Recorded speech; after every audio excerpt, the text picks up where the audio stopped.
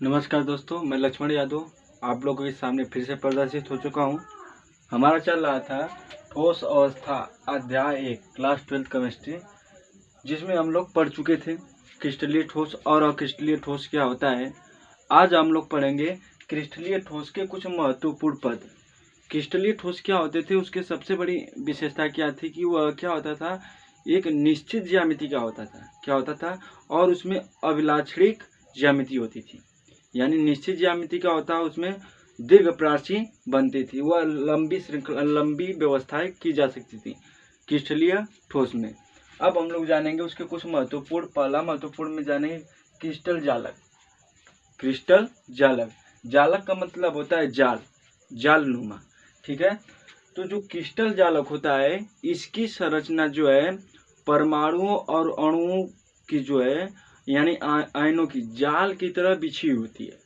मतलब त्रिविमीय की तरह, जैसे दीवार हमारे घर होते हैं, घर 3 डायमेंशन होते हैं ना, 3D होते हैं, त्रिविम होते हैं ना, उसी प्रकार क्रिस्टल जालक की संरचना होती है। जैसे मैं आपके सामने मैं बताया हूँ, यहाँ पर यह क्रिस्टल जालक की क्या है, संरचना है।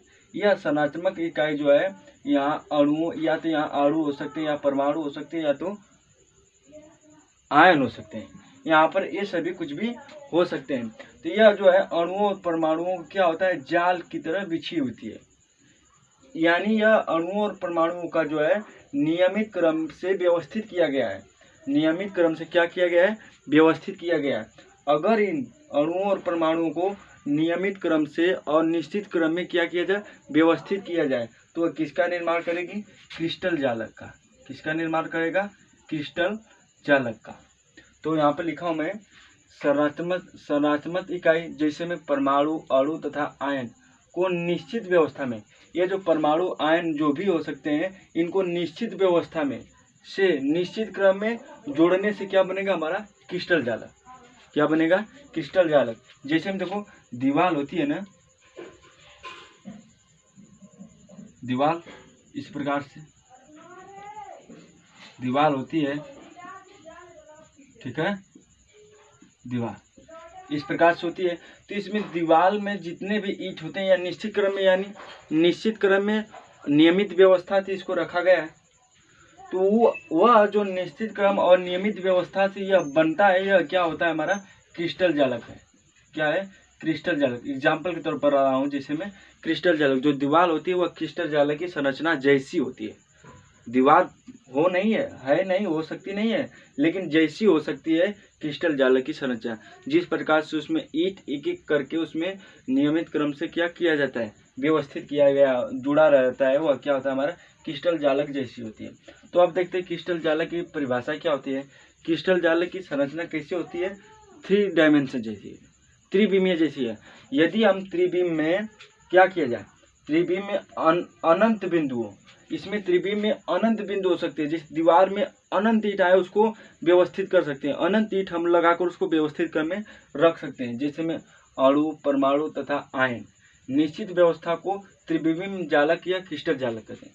मतलब त्रिविम यानी 3 डायमेंशन में जो अनंत बिंदु होते हैं, आयन परमाणुओं को निश्चित क्रम में जोड़ने से जो भी हमारा बनता है, वह भी हमारा क्या कहलाता है, क्रिस्टल जालक या त्रिविम जालक। त्रिविम जालक इसलिए कहा जाता है क्योंकि यह 3 डायमेंशन में बन रहा है, त्रिविमीय में बन रहा है, तो इसलिए इसका नाम हो गया क्या, एक और नाम से जानते हैं क्या, त्रिविम जालक। कौन नाम है, त्रिविम जालक। इसका नाम है क्रिस्टल लेटिक्स, ठीक, क्रिस्टल लेटिक्स, त्रिविम जालक, ठीक है। तो यह दीवार की जैसी क्रिस्टल की संरचना होती है। क्रिस्टल जालक में 2 बातें महत्वपूर्ण होती है। जो त्रिविम जालक होते हैं या क्रिस्टल जालक होते हैं, उसमें प्रत्येक बिंदु, यहाँ पर जो भी प्रत्येक बिंदु है, या तो अणु हो सकते हैं, या परमाणु हो सकते हैं, या आयन होते हैं। परमाणु या परमाणुओं, अणु या अणुओं, आयन या आयनों के समूह को प्रदर्शित करेंगे। जैसे में अगर त्रिविम जालक में जितने परमाणु हो सकते हैं, यहाँ पर सभी क्या करेंगे, परमाणुओं को प्रदर्शित करेंगे। दूसरा का त्रिविम जालक का प्रत्येक बिंदु, त्रिविम जालक का जितने भी बिंदु होंगे संपूर्ण जालक के अन्य बिंदु से समान होंगे। मतलब यह जो बिंदु है और यह बिंदु, सभी के बिंदु क्या होंगे, एक समान होंगे। जैसे मैं एग्जांपल के बताया था मैं क्या NaCl की संरचना, NaCl की संरचना में सिर्फ सोडियम और क्लोरीन हो सकते हैं, इसके सिवा और कुछ नहीं हो सकता है। जैसे कैल्शियम नहीं आ सकता है और सोडियम नहीं आ सकता है, और सोडियम है, कैल्शियम नहीं आ सकता, मैग्नीशियम नहीं आ सकता है, सिर्फ सोडियम और क्या रहेंगे, क्लोरीन रहेंगे। किसमें? क्रिस्टल जालक की संरचना में। तो इस बात को नोट कर लेना, ठीक है। क्रिस्टल जालक किसे कहते हैं? क्रिस्टल जालक की संरचना कैसी होती है? सनातन इकाई परमाणु या आयनों को नियमित व्यवस्था या निश्चित क्रम में जोड़ने से बनते हैं। फिर इसके बाद जो है इस प्रकार से यह हमारा क्रिस्टल जालक क्या होता है, बनता है। क्रिस्टल जालक मैं बताया जैसे ईंट है, ईंट प्रकार से ईंटों के एक एक ईंटों को सजाकर व्यवस्थित क्रम में, जैसे में मान लो यह दीवार कैसे बनी है, ईंट से बनी है। कैसे बनी है? ईंट से। मानिए यह ईंट की संरचना है, क्या है, मान लीजिए ईंट की क्या है, संरचना है। यह एक ईंट से क्या, एक एक ईंट को व्यवस्थित करके बनाया गया है ना। इस एक ईंट को हम लोग कहेंगे एकक कोष्ठिका। क्या कहेंगे हम? एकक कोष्ठिका या इकाई से, या इकाई से। मतलब कहने का मतलब है जो दीवार हमारी बनती है, एक एक ईंटों को निश्चित व्यवस्थित क्रम में जोड़ने से हमारी दीवार क्या करती है, बनती है। उस दीवार को अगर एक एक ईंटों से हम सजा कर रखा जाए तो हमारी क्या बनाएगी, एकक कोष्ठिका या इकाई सेल बनती है। यह एकक कोष्ठिका के द्वारा ही हमारा क्या बनाया जाता है, क्रिस्टल जालक। तो हम इकाई सेल और एकक कोष्ठिका को डिफाइन करते हैं, ठीक है। इसको नोट कर लीजिए, फिर मैं इसको डिफाइन कर रहा हूँ, एकक कोष्ठिका और इकाई सेल को।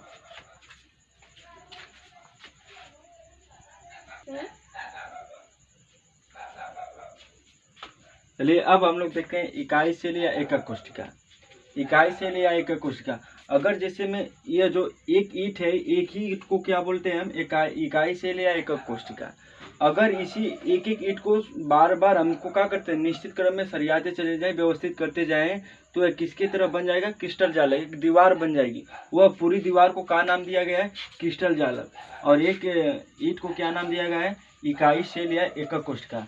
मतलब कहने का मतलब है अगर जालक बिंदुओं में बार बार इकाई सेल को क्या करते हैं, हम दोहराते हैं, बार बार इकाई सेल को क्या किया जाए, दोहराया जाए, तो किसका निर्माण करेगा, क्रिस्टल जालक का निर्माण किया जाएगा। अगर जालक बिंदुओं का कोई समूह होगा, मान लीजिए जालक बिंदुओं को क्या है, समूह है, उसे जिसे बार बार क्या करते हैं, हम दोहराते हैं। अगर दोहराने से जो भी हमारा बनता है वह क्या कहलाता है, इकाई सेल या एकक कोशिका। मतलब जालक बिंदुओं का वह समूह है जिसे बार बार क्या किया जाए, दोहराया जाए, बार बार क्या किया जाए, दोहराया जाए। बार बार दोहराने से जो भी बनता है उसे क्या कहेंगे, इकाई सेल या एकक कोशिका कहते हैं, ठीक है। अगर बार बार ईंटों को सरियाते जाएं तो एक निश्चित क्रम में दीवार बन जाती है, उस दीवार को क्या कहेंगे हम, क्रिस्टल जालक। और एक इकाई को क्या कहेंगे, एक ईंट को क्या कहेंगे, इकाई सेल या एकक कोष्ठिका। इसी को एक एक निश्चित क्रम में सरिया देंगे तो किसका बन जाएगा, क्रिस्टल जालक। तो वही बात है, जालक बिंदुओं का वह समूह जिसे बार बार क्या किया जाए, दोहराया जाए, उसे दोहराने से बार बार किसका निर्माण होगा, हमारा इकाई सेल या एकक कोष्ठिका कहेंगे। अगर बार बार दोहराने से अगर क्रिस्टल जालक का निर्माण होता है, उसी एकक ईंट को क्या कहेंगे, इकाई सेल या एकक कोष्ठिका। अब बात आती है इकाई सेल या एकक कोशिका जो है, सभी दीवार तो एक समान होंगी नहीं भाई, दीवारें तो अलग अलग प्रकार से बनती है ना। तो जब दीवारें अलग अलग प्रकार से बनेंगी तो ईंट भी अलग अलग प्रकार से होंगे। जब ईंट अलग अलग प्रकार से होंगे तो मतलब इकाई सेल एकक कोशिका भी अलग अलग प्रकार से होगी। तो इस इकाई और एकक कोशिका को हमको अलग अलग प्रकार से मापने के लिए पैरामीटर की आवश्यकता होती है। किसकी आवश्यकता होती है, पैरामीटर की।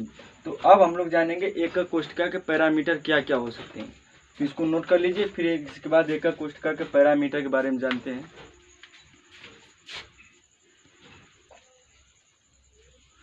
चलिए अब हम लोग देखें एकक कोशिका के पैरामीटर क्या होते हैं। जैसे मान लीजिए सबसे पहले एक ईंट है, क्या है, एक ईंट है,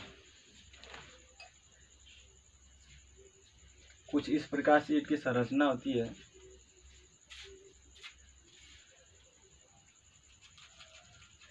ठीक, और इसको मान लेते हैं किस अक्ष में, x अक्ष में, और इस लंबाई को मान लेते हैं क्या, y अक्ष में, और इसको मान लेते हैं किस अक्ष में, z अक्ष में।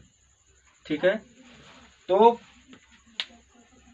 अगर हम x अक्ष पर क्या ले लेते हैं, a, x अक्ष पर क्या लेते हैं, a, तो a बराबर मान लेते हैं, a बराबर मान लेते हैं x अक्ष पर लंबाई, x अक्ष पर लंबाई, और b पर मान लेते हैं, b को मान लेते हैं y अक्ष पर लंबाई, y अक्ष पर लंबाई, और इस c को मान लेते हैं, c को मान लेते हैं z अक्ष पर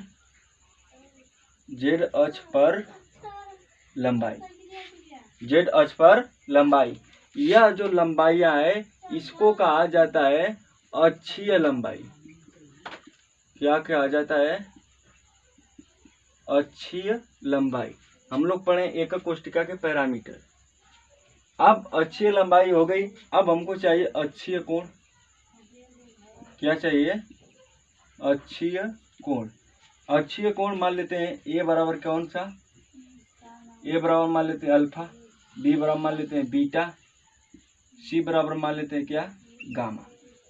अगर हम अक्षीय कोण चाहिए, जैसे मान लीजिए ए तथा बी के मध्य, ए तथा बी के मध्य कोण, कौन सा कोण, अक्षीय कोण।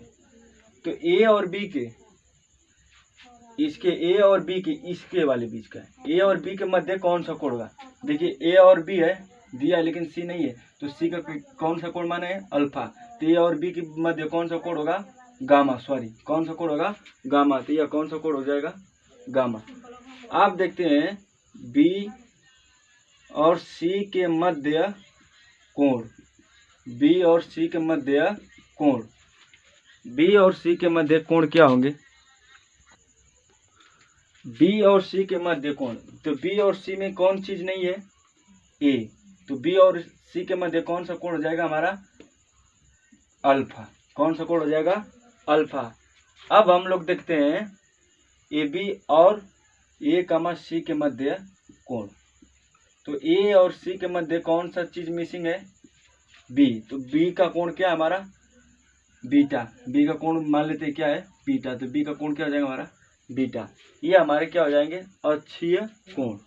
तो यह हमारा कोण हो जाएगा बी और सी के मध्य क्या माने हैं, अल्फा, और ए और सी के मध्य क्या मान लिया है, बीटा।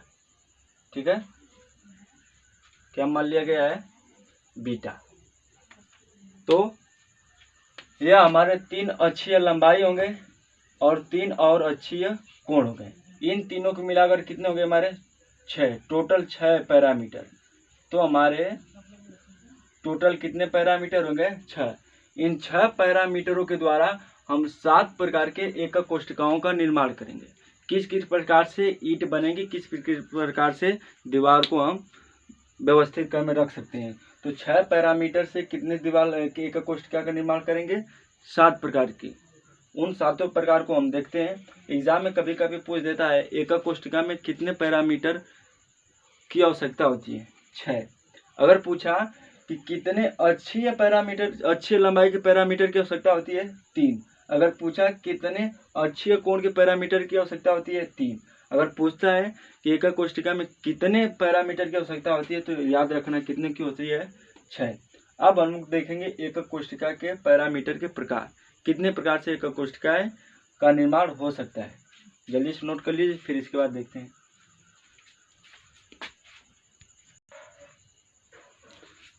अब हम लोग पढ़ेंगे एकक कोष्ठिका के प्रकार। तो बता चुके हैं एकक कोष्ठिका कितने प्रकार की होती है, 7। यह जो 6 हमारे पैरामीटर है, यह 6 पैरामीटर के द्वारा हमारा कितने प्रकार के एकक कोष्ठिकाएं बनाया जा सकता है, 7। तो मैं यहाँ पर एकक कोष्ठिकाओं के नाम लिख दिया हूँ, उनके कुछ एग्जाम्पल किस प्रकार से बनते हैं, कैसे बनते हैं। अक्षीय लंबाई हो गया, अक्षीय कोण हो गया, और एग्जाम्पल हो गया, किस में किस प्रकार से संरचना होगी। जो घनी एकक कोष्ठिका होती है, घनी एकक कोष्ठिका को बनाने के लिए ए बराबर बी बराबर सी सभी भुजाएं क्या होंगी, अक्षीय लंबाई क्या होंगी, समान होंगे। और अल्फा बराबर बीटा बराबर गामा, अल्फा बीटा गामा, जितने भी अक्षीय कोण होंगे सभी का क्या होगा, 90 डिग्री लंबवत कोण बनेगा तो वह उसकी संरचना क्या होगी, यानी Cl की संरचना होगी। अगर एग्जाम्पल में देखना चाहिए, जैसे चाक में डब्बा, चाक की डब्बा होती है ना, उसमें सभी चाक जो है किस प्रकार से रखे होते हैं, 90 डिग्री में, और उनकी सभी चारों ओर से भुजाएं क्या होती है, A बराबर B बराबर C, सभी भुजाएं क्या होती है, बराबर होते हैं, और सभी कोण भी क्या होंगे, 90 डिग्री होंगे।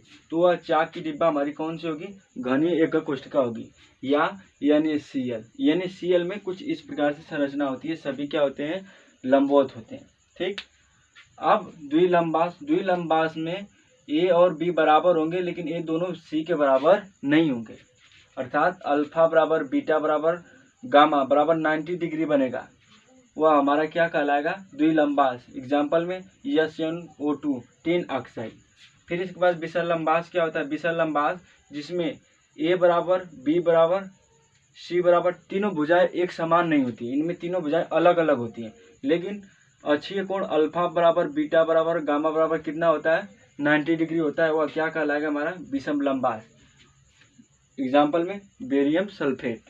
आप देखते हैं खष्टकोणीय एकक कोष्ठिका क्या होती है, जिसमें A बराबर B तो होगा, लेकिन ये दोनों C के बराबर नहीं होंगे, अर्थात अक्षीय कोण अल्फा और बीटा बराबर 90 डिग्री होगा, लेकिन गामा हमारा कितना होगा, यह गामा हमारा कितना होगा, 120 अंश होगा, वह क्या कहलाएगा, हमारा खष्टकोणीय यानी जिंक ऑक्साइड। एग्जाम्पल में फिर इसके बाद त्रिसमतास या कोणीय। त्रिसमतास या कोणीय किसे कहते हैं, जिसमें अक्षीय लंबाई है A बराबर B, B बराबर C, तीनों अक्षीय लंबाई क्या होंगी, समान होंगी, और अक्षीय कोण अल्फा और बीटा बराबर होंगे, अल्फा और बीटा और गामा तीनों अब बराबर होंगे, लेकिन ये तीनों जो है 90 डिग्री कोण के बराबर नहीं होंगे। मतलब अल्फा बीटा गामा कोण आपस में बराबर होंगे, लेकिन ये तीनों 90 डिग्री कुछ और हो सकते हैं, कम भी हो सकते हैं 90 डिग्री और बेसी भी हो सकते हैं। जैसे में कैल्शियम कार्बोनेट COCO3। एकतास एकक कोशिका किसे कहते हैं, जिसमें अक्षीय लंबाइयाँ जो है A और B और C कोई आपस में बराबर नहीं होती है, और अक्षीय कोण अल्फा और बीटा बराबर 90 डिग्री हो, कितना डिग्री हो, 90 डिग्री, और बीटा कोण हमारा कितना हो, 120 अंश के बराबर ना हो, 120 अंश के सिवा कुछ भी हो सकता है, वह क्या कहलाएगा, हमारा एकांतास। जैसे में Na2SO4। अब फिर एक बात है लास्ट, त्रिंताक्ष एकक कोष्ठिका, जिसमें अक्षीय भुजाइयाँ लंबाइयाँ A और B और C तीनों समान न हो, अलग अलग हो, और इनके जो कोण होते हैं अक्षीय कोण बीटा अल्फा गामा तीनों भी क्या अलग अलग हो, वह क्या कहलाएंगे, हमारे त्रिंचात एकक कोष्ठिका, जैसे में कॉपर सल्फेट। तो हमको ये सभी याद नहीं करना है, हमको याद सिर्फ करना है कौन, घनीय और त्रिंतास एकक कोष्ठिका। घनीय जो होती है वह सममित एकक कोष्ठिका, सुंदर और सुव्यवस्थित एकक कोष्ठिका होती है, उसे क्या कहेंगे हम, घनीय एकक कोष्ठिका भी कहते हैं, और इसको कहा जाता है असममित एकक कोष्ठिका। इनमें व्यवस्था जो है, क्रम जो है निश्चित क्रम में नहीं होगी, वह क्या कहलाएंगे, त्रिंचात। तो हमको दो याद करना, एक त्रिंचात और एक घनीय एकक कोष्ठिका। ठीक है, तो फिर से एक बार सुन लो, घनीय एकक कोष्ठिका किसे कहते हैं, जिसमें अक्षीय भुजाएं तीनों समान होते हैं और तीनों अक्षीय कोण क्या होते हैं, 90 डिग्री के बनते हैं, वह क्या कहलाएंगे, घनीय एकक कोष्ठिका, जैसे में चाक का डिब्बा या NaCl। फिर इसके बाद द्विलंबास किसे कहेंगे, जिसमें अक्षीय लंबाई A और B दोनों बराबर होंगे, लेकिन ये दोनों C के बराबर नहीं होंगे, और अक्षीय कोण तीनों क्या होंगे, 90 डिग्री के बराबर होंगे, वह क्या कहलाएगा, हमारा द्विलंबास, जैसे में टिन ऑक्साइड। ठीक है, तो इस प्रकार से परिभाषा को तुम दे सकते हो। तो हमको याद रखना है कि एक नंबर के एग्जाम में भी पूछ देते हैं, यूपी बोर्ड के एग्जाम में, कि सममित एकक कोष्ठिका क्या होती है, या घनीय एकक कोष्ठिका या असममित एकक कोष्ठिका। ठीक है, तो आराम से बता देना, वही बताया हूँ। तो एक क्वेश्चन और भी पूछता है, 6 पैरामीटर के द्वारा कितने एकक कोष्ठिकाएं बनाए जा सकते हैं, 7 प्रकार के, कितने, 7 प्रकार के बनाए जा सकते हैं। तो अक्षीय लंबाई कितनी होती है, 3, अक्षीय कोण कितने होते हैं, 3, तो टोटल कितने होंगे हमारे पैरामीटर, 6। ठीक है, तो नोट कर लेना, कुछ क्वेश्चन के बारे में भी बताया हूँ, और फिर आगे हम लोग देखेंगे।